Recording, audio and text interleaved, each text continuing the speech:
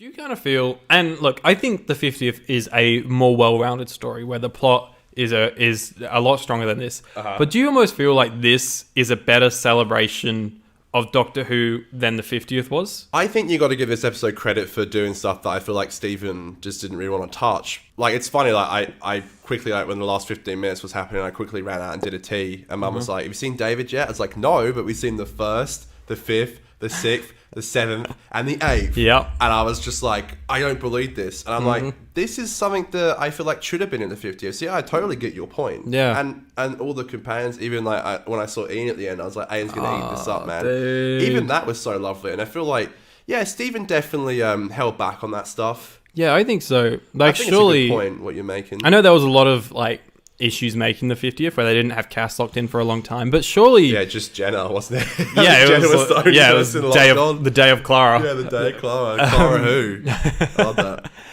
But surely, like, it's not hard to, like, all these actors and stuff, like, I know they do some acting, a lot of theatre from time to time, but a lot of them make a lot of money still just doing convention circuits, like, endlessly and stuff like that. You can retire on I'm that sure shit, that they would have Just do been that shit. more than happy to come back for the 50th.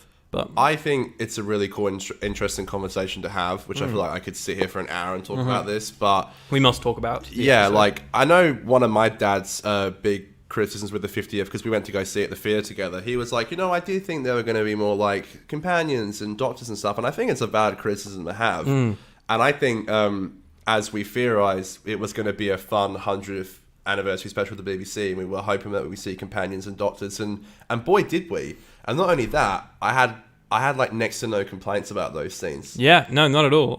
So happy with them. I'm so happy they exist, man. I just had the biggest, dumbest smile, man. I was clapping like a seal. Yeah. Waking up my girlfriend. I was just like, oh my God!